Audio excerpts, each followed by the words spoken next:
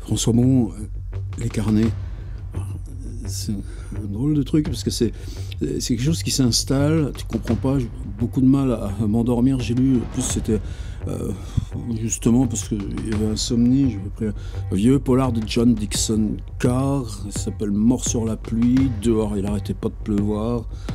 T'en sais rien, t'expliques pas, et puis après tu te réveilles à 2 heures, tu te réveilles à 4 heures, mais à 4 heures ça y était déjà. À 4 heures j'étais déjà installé. Alors comment ça a commencé? Je crois que ça a commencé par... Alors c'était un autre élément récurrent, c'était... disons quelque chose, un lieu d'enseignement. Alors des lieux d'enseignement, j'en ai pratiqué pas mal. Il y avait évidemment l'école d'art de Cergy, mais de toute façon toujours tout transformé, avec plein de foules, personne ne me reconnaît. Ils transformé une espèce de bibliothèque avec des escalators. Il y a un type qui était tombé d'un escalator, et puis si je rentrais dans des salles, de toute façon on me regardait bizarrement, puisque il n'y avait rien à faire ici.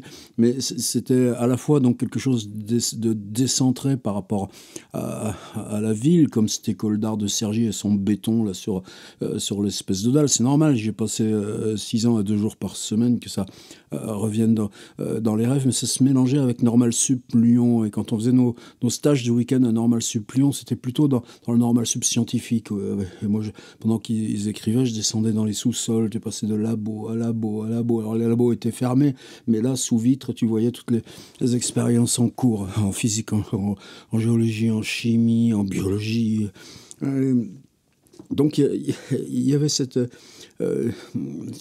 contexte, et là, dans une espèce de salle surpeuplée, mais j'étais plutôt au fond, il y avait un type, et on avait des discussions, et à mesure, il y avait le fait qu'un autre type là, qui était présent dans cette espèce de lieu surpeuplé, il avait un visage dont j'arrivais jamais à me rappeler. Alors moi, ne pas me souvenir du visage, c'est une espèce d'obsession continue, courante, depuis bien des années. Ça me travaille plus, mais ça met souvent des quiproquos. Mais là, il y avait une bonne raison, et c'est peut-être lié aussi au boulot là sur les apps génératives, les archétypes de visage. C'était lié probablement aussi à ce polar que j'avais lu. Si je remonte plus, alors c'était un visage un peu non pas terreux, mais un peu lisse, et c'est-à-dire un visage qui ressemblait à n'importe quel visage s'il ne ressemblait pas au visage de quelqu'un. Et pourtant la personne était là, et il y avait une espèce d'inquiétude. Oui, puis j'ai fait cette vidéo sur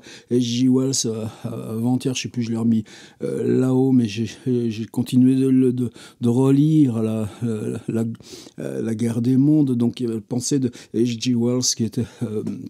alors bon, c'est les sauces, mais c'est la sauce qui est tout le temps. Mais savoir comment la nuit, il suffit juste là de cette espèce de pluie battante qui continue, qui vous remet ça. Et alors, ce type à qui on discutait, petit à petit émergeait une explication. Et cette explication, on n'arrivait jamais à la pousser totalement au bout dans ses implications. Et à cause de ça, c'est devenu le schéma récurrent qui fait que tout d'un coup, tu te réveilles et puis il est plus de 8 heures et puis tu es toujours dans ces histoires. Tu comprends pas. Alors de quoi il s'agissait? Il s'agissait que on avait voulu faire évoluer les méthodes mortuaires. C'est aussi parce que hier soir, je fais Julien Gracq. Alors Julien Gracq, vous savez, il a demandé à être incinéré, comme tant étant de gens, de monde, mais lui, à ce que les cendres soient dispersées là, à Saint-Florent-le-Vieil, c'est-à-dire qu'il n'y a même pas un monument ni rien, puis de toute façon, ce serait parfaitement symbolique. Mais la trace matérielle de Julien Gracq, c'est rien, c'est la Loire, c'est l'île, c'est le pont, sa maison, elle qui a été trop transformée de l'intérieur en espèce de centre culturel, c'est pas... mais qu'est-ce que ça change par rapport à, par exemple, le pèlerinage que je fais régulièrement vers la tombe de Charles Baudelaire, ou celui de Christophe Tarkos. Alors, tout ça se mélangeait. Alors, le truc, là, voilà ce qui était petit à petit, ce qui émergeait comme une espèce de schème. On avait repris les installations de crémation qui étaient là, sur le bord des grandes villes. Nous, c'est Tours Sud, mais par exemple, une fois, il y a un type, ils n'avaient pas vu qu'il avait un pacemaker. Donc, tout d'un coup, ça a explosé dans le four. Tu te rends compte comme ça a dû être beau à nettoyer après. Puis, il y a toujours des histoires qui émergent comme ça. Par exemple, demander à un artiste de décorer ou quelle photo tu vas mettre là pour la salle, là où les gens attendent pendant les 2 heures que dure. Donc ça fait partie de la réalité sociale.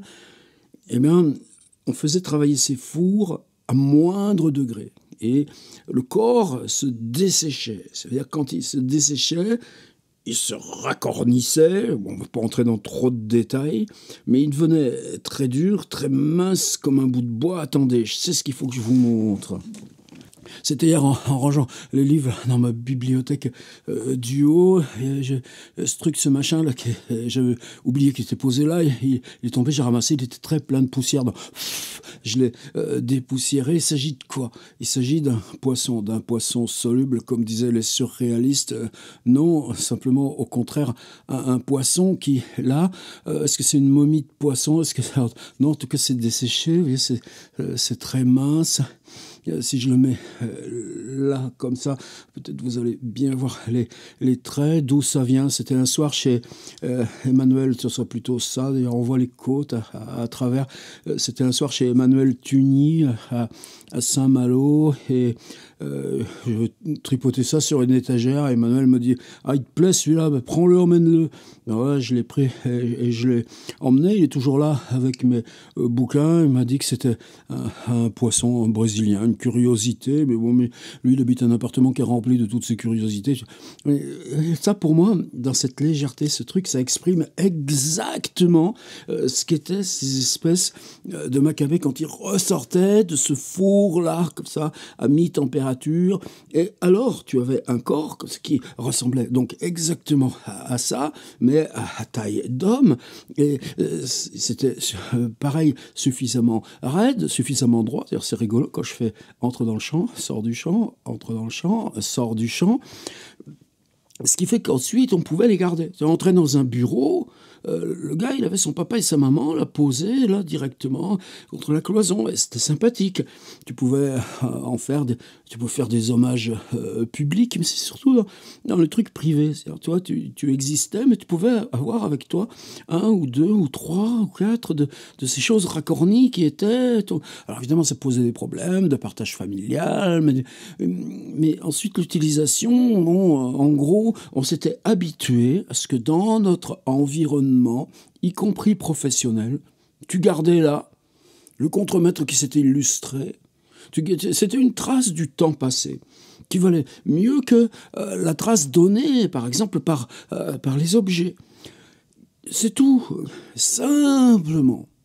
Le gars qui avait inventé ce procédé, eh bien, une fois il avait ouvert le truc, c'était pas encore fini, et lui-même, mais lui-même vivant, tu comprends, tu ouvres le truc, et hop, t'as cette espèce de chaleur, et son visage, c'était racorni comme celui des macabées qui sortaient du truc. Et en gros, là, il y avait cette explication, c'est-à-dire que quelqu'un, par juste une erreur de manipulation, mais liée à ce rituel qu'on avait instauré, eh bien, son visage était devenu comme celui-là de mon poisson.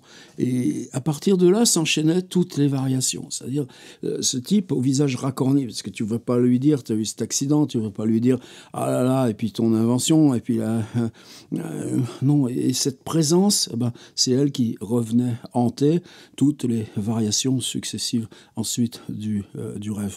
Bon, j'en mets pas souvent ici, des rêves. Mais de temps en temps, là, il y a un truc qui t'interroge parce que c'est cet usage. Là récemment, l'expo Roscoe à Paris, la fondation Vuitton, à un moment donné, là, dans les périodes où Roscoe travaille sur des noirs et blancs, enfin, des choses monochromes, des variations de gris, il y a un Giacometti, un homme qui marche de Giacometti qui est là au milieu. Tu vois, C'est un petit peu ce truc-là. Au lieu d'être des Giacometti, c'est sec pareil, c'est maigre pareil. Giacometti, c'est du bronze. Là, ça n'a pas de poids. Cette silhouette de ton ancêtre, tu la prends, tu la lèves, tu la tiens d'une seule main. Et c'était une des variations. C'est-à-dire, qu'est-ce que c'est bien cette invention? Regarde les gens le dimanche, ils promènent leur ancêtre avec eux. Et même un besoin d'affection. C'est-à-dire, tu marches dans la rue, tu as une démarche à faire, tu vas au médecin ou n'importe, tu prends ton ancêtre, enfin, ou ton ancêtre ou qui te veut. Là, le sorti du four, comme on dit dans les boulangeries, tu le prends avec toi, tu marches, et quand tu croises quelqu'un là dans un parc public qui tient avec lui, c'est quelque chose de l'ordre de l'amitié, de l'amour qui circule là avec toi là dans les bords de la ville, parce que toi, non, toi, t'en as pas pris avec toi, mais l'autre que tu croises, lui, il a le sien qui promène. C'est toujours de cette couleur-là, et c'est très léger, et pourtant reste ce problème que quand on faisait ce traitement-là, évidemment, c'est pas du tout le truc là, comme l'incinération, tu as juste les cendres, qu'est-ce qui disparaissait le premier? C'était le visage. Tu te souvenais de tout, tu reconnaissais tout, la posture, le truc, puis tu sais que c'est un tel, tu le sais. Même pas besoin de mettre un code barre ou un QR code, tu sais qui c'est. Bon, c'est le tien. Peut-être que tu pouvais avoir des transactions, t'en voulais un, mais tu pouvais en acheter un d'occasion. Bon, ça c'était minoritaire. Mais il n'y avait plus le visage. Et lui, le gars là qui était là, et pourquoi c'était un peu inquiétant, un peu menaçant, c'est que c'était juste que vivant, il avait ouvert le four trop tôt, il avait commencé de subir dans quelques secondes la première attaque du processus. Voilà, c'était mon rêve. Et puis, là ce matin, je raconte à la première heure. Maintenant, je vais m'occuper des ateliers d'écriture. Ciao.